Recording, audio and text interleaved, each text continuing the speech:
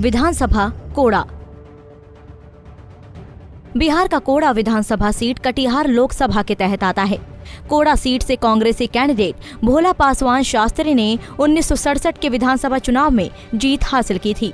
1969 और 1972 में कोड़ा सीट भोला पासवान शास्त्री ने कांग्रेस की टिकट पर लगातार 2 बार जीत हासिल की थी। 1977 के विधानसभा चुनाव में कोड़ा सीट से जनता पार्टी के कैंडिडेट सीताराम दास ने जनता का समर्थन जीत लिया था। 1980 और 1985 के विधानसभा चुनाव में कांग्रेस की टिकट पर विश्वनाथ ऋषि ने जीत हासिल की थी। 1990 और 1995 के चुनाव में जनता दल की टिकट पर लगातार 2 बार सीताराम दास ने जनता का समर्थन हासिल कर लिया था।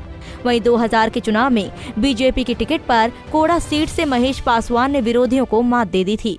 2005 के विधानसभा चुनाव में कोड़ा सीट से सुनीता देवी ने विरोधियों को शिकस्त दे दी थी। 2010 के चुनाव में बीजेपी के टिकट पर एक बार फिर महेश पासवान ने जीत हासिल की थी। वहीं 2015 के चुनाव में पूनम पासवान ने कांग्रेस की टिकट पर कोड़ा सीट से जीत का परचम लहरा दिया था।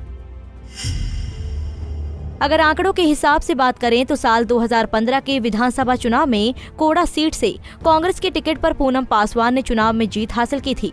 पूनम पासवान ने चुनाव में 78,409 वोट हासिल किए थे। वहीं बीजेपी के कैंडिडेट महेश पासवान को 72,983 वोट ही मिल पाया था। इस तरह से पूनम पासवान ने महेश पासवान को 5,426 वोट के अंतर से हरा दिया था। वहीं 3,823 वोटों के साथ नोटा तीसरे स्थान पर रहा था। अगर आंकड़ों के हिसाब से बात करें तो साल 2010 के विधानसभा चुनाव में कोड़ा सीट से बीजेपी की टिकट पर महेश पासवान ने जीत हासिल की थी। महेश पासवान ने चुनाव में 71,020 वोट हासिल किए थे। वहीं कांग्रेस पार्टी की कैंडिडेट सुनीता देवी ने 18,576 वोट हासिल किए थे। इस तरह से महेश पासवान ने सुनीता देवी को 52,444 वोट के अंतर से हरा दिया था। वहीं एनसीपी कैंडिडेट मंजू देवी ने 15,956 वोट लेकर तीसरा स्थान हासिल किया था।